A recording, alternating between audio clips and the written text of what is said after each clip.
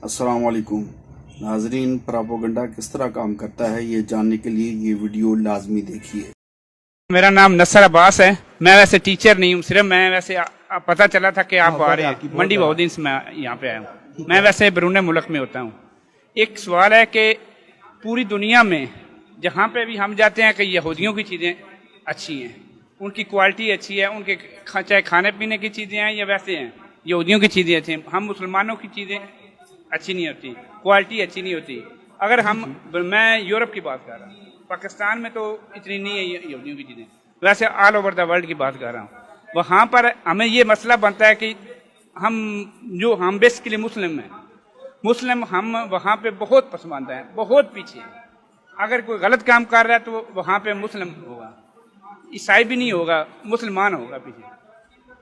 ये मसला फ़लस्तीन का तो बहुत दूर की बात है, कोई मुसलमान जाके इकट्ठा हो जाके स्ट्राइक करे या कोई वहाँ पे एहतजाज करे।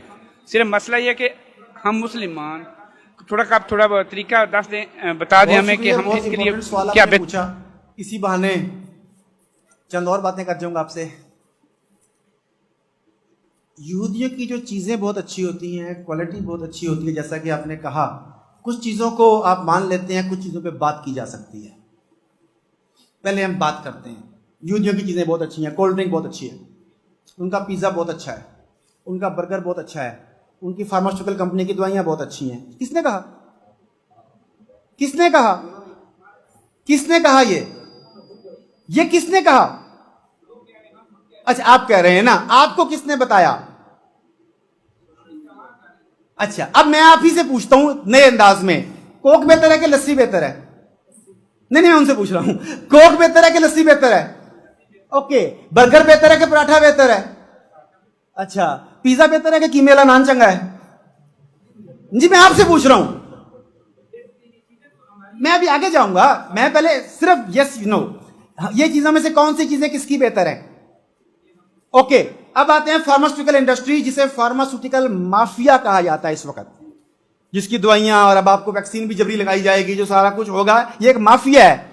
सवाल ये है, जो आपकी तिब्बे यूनानी थी, जिसे लोग तिब्बे नब्बी भी कहते हैं, दूसरे तरीके इलाज, जो देसी तरीके इलाज थे, उनके साइड इफेक्ट्स ज्यादा हैं या एलोपैथिक के ज्यादा हैं?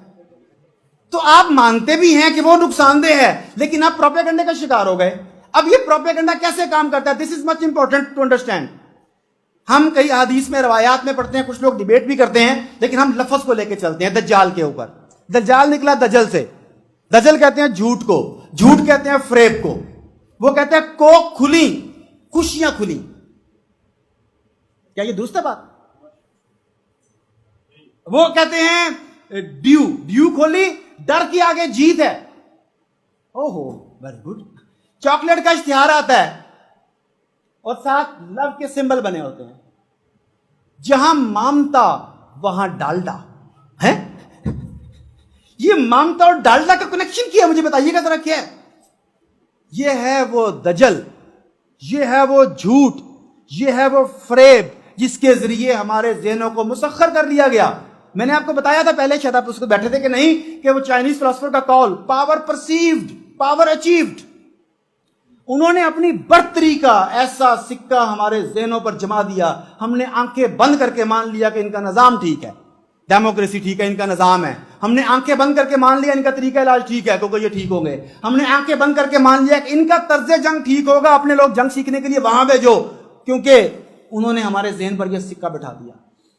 हमें उनकी गुलामी से निकलने से पहले खुद को ज़हनी गुलामी से आजाद करना होगा। हमें उनके हर कदम के ऊपर, उनके हर स्टेप के ऊपर सवाल उठाना होगा, और यकीन मानिए आंखें खुल जाएंगी आपकी। आपका बहुत शुक्रिया, आपकी वजह से मुझे बात करने का मौका मिला, वरना ये बात मैं कैसे करता।